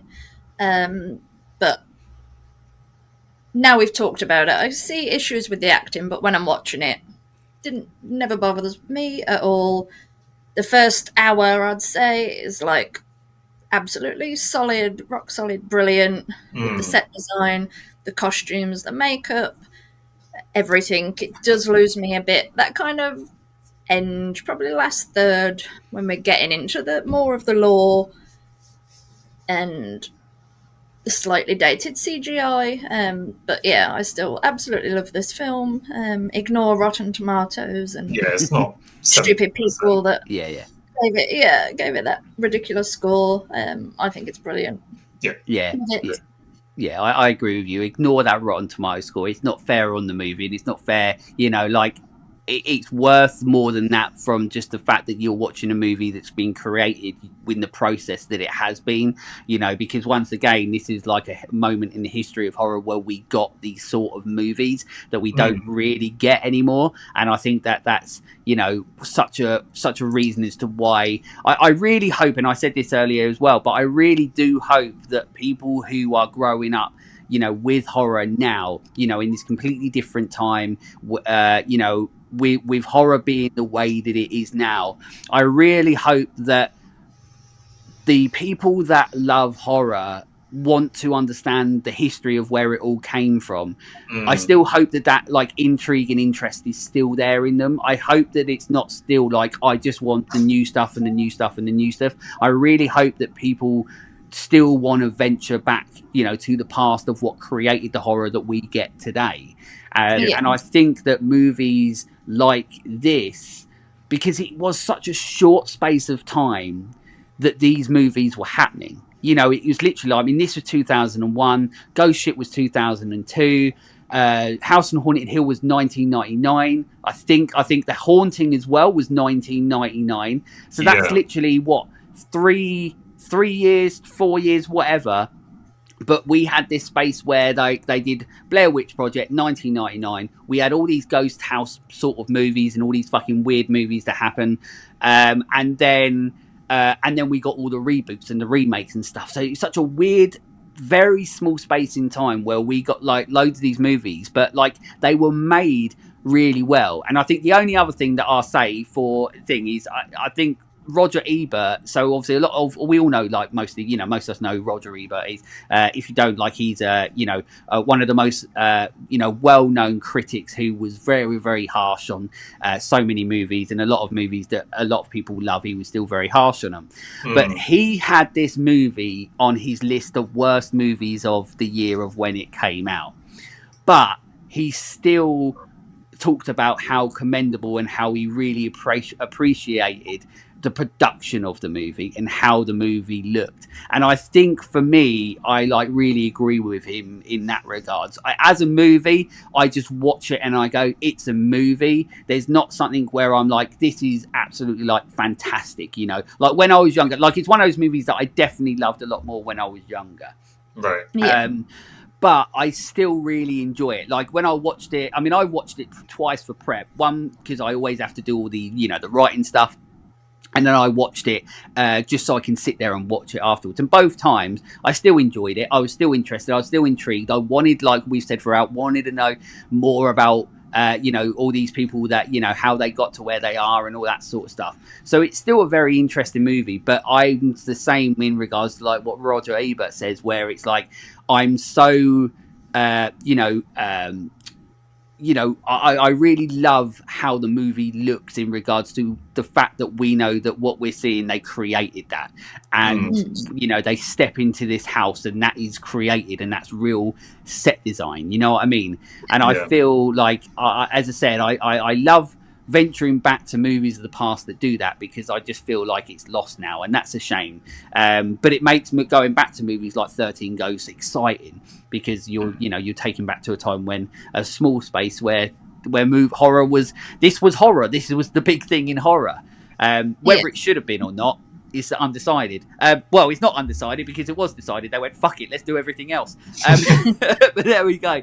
But you know, overall, it does not deserve the 18% or whatever it is on Rotten Tomatoes. It deserves higher than that. And of course, if this is a movie that you've never seen, as I say with every movie, you should go and watch it. Of course you should. We always have on the show. We always have this segment, Your First Time, with you guys. Obviously, you've both been on the show before, so we've had your first time horror movie memories before. What I have been doing with my guests is I've been asking for a very quick recommendation. So rather than spring it on you right now, I'll do this first time segment, and then it gives you the chance to think about a recommendation while I'm going through it.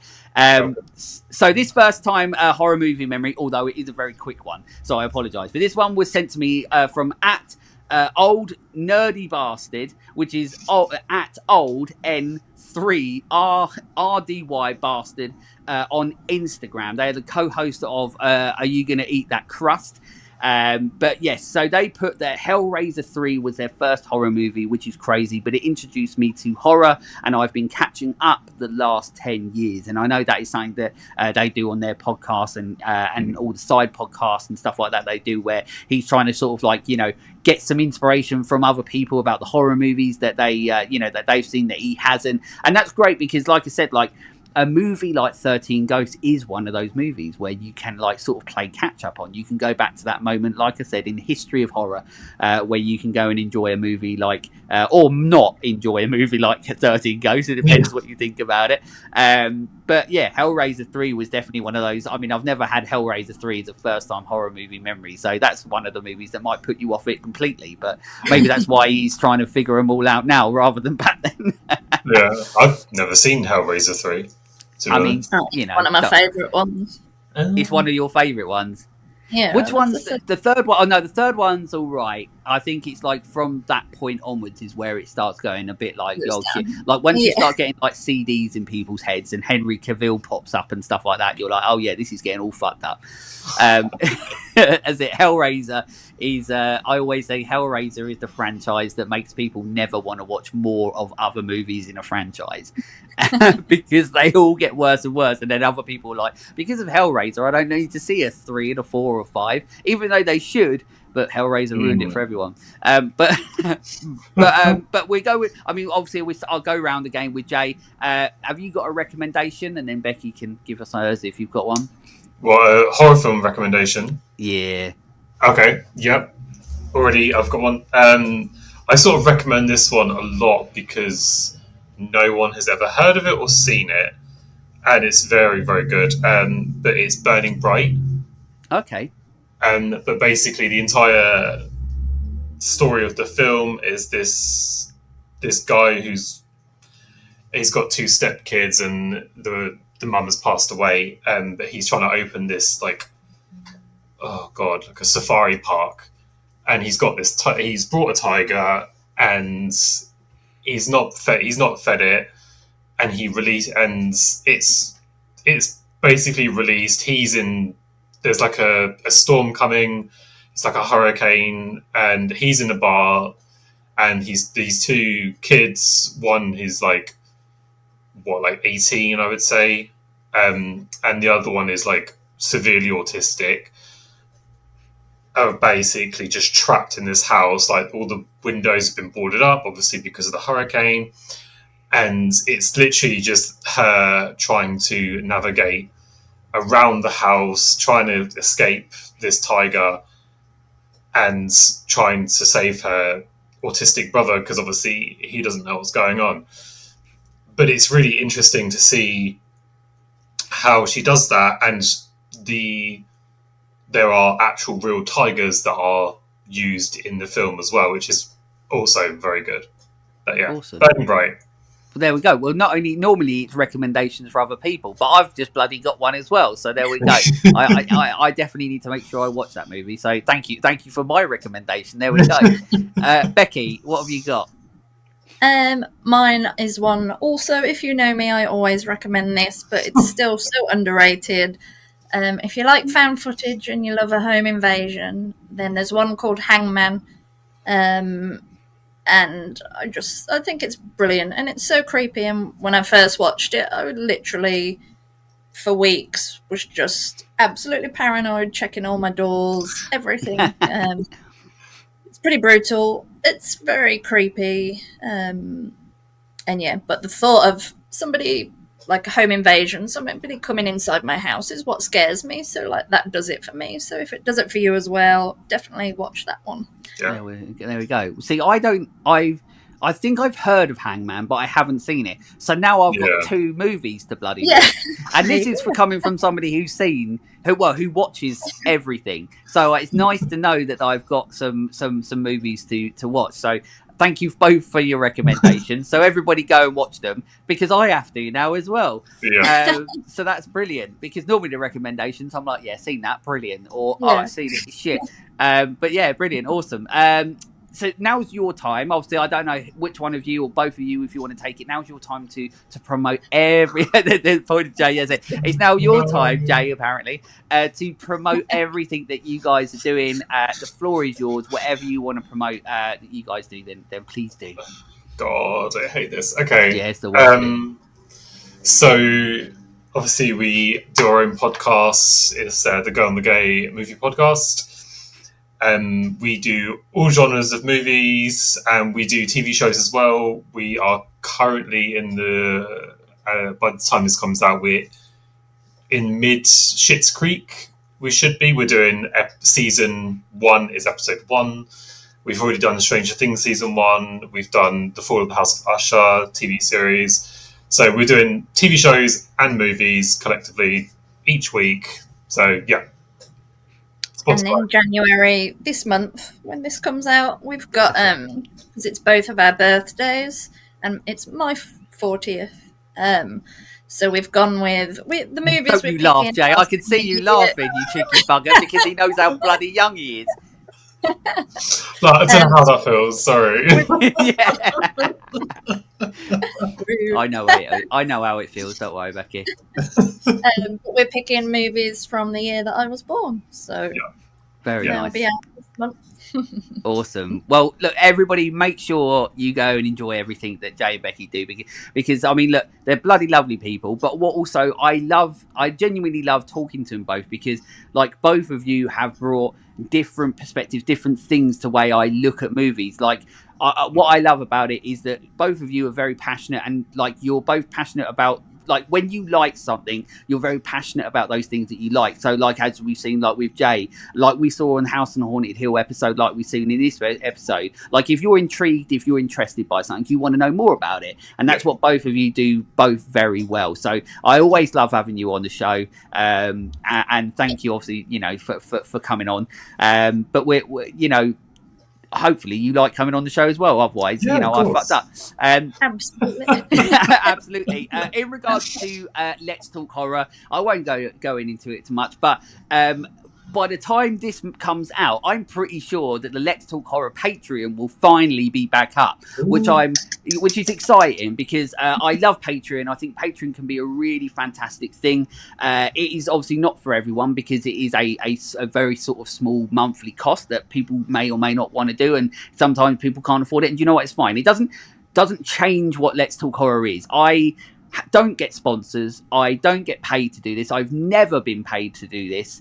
So Patreon is there for anybody out there. If you enjoy something that someone doesn't have to be Let's Talk Horror, but anybody out there that has a Patreon, if you enjoy what they do, it's your way of showing that support and then going above and beyond by going, I'm going to do everything I can to help you on your journey. The great thing about Patreon is that you get loads of awesome exclusives. So with like the Patreon for Let's Talk Horror, you get the Creep's Choice episodes, which is where, like, if you've ever listened to a show and go, oh, I wish you would talk about this movie. Well, that's what the Creep's Choice episode is where you get to pick the movie that I watch, and I do basically a review pretty much instantly after I've seen it, and then I put that review up on it's basically like your own little mini Let's Talk Horror podcast episode. The funny thing is that every movie that they've given me so far has been shit. So I have literally been talking shit about these movies, and they're trying. Trust me, they are trying, and they're not. I don't think they're purposely picking movies that they're shit.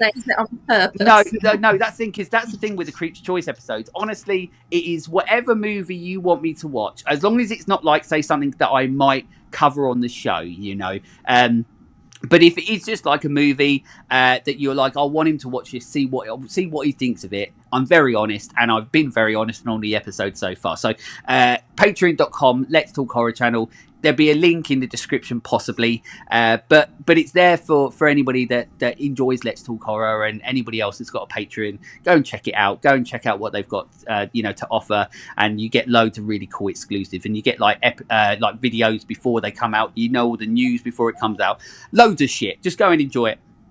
But of course, my honorary creepazoids that I have at the moment, Jamie Burns, Rob Miller, Leighton Collins, they're the people that I've got on my Patreon so far, the creepazoids as I call them. And we're having some good fun over there. So if you want to find out more, then head over there and just bloody have a look, and then join me on my journey through horror on Patreon and have some fun with it. But we are everywhere. Let's Talk Horror's bloody everywhere. You'll like it or you won't like it. I don't give a shit. But but if you do like it, then you're my type of person. But yeah, look, we're everywhere. All I ask is that the same with Becky and Jay. You enjoy what we do. You continue to join us on our journey. That's important. If you rate and review, it means the world to us.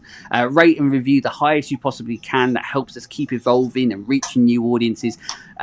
Share on what we do as well, because once again, all of this is a massive motivator for us to keep going on our own journeys of what we love doing. We love talking about this stuff. Until next time, thank you once again for coming on the show, Jay and Becky.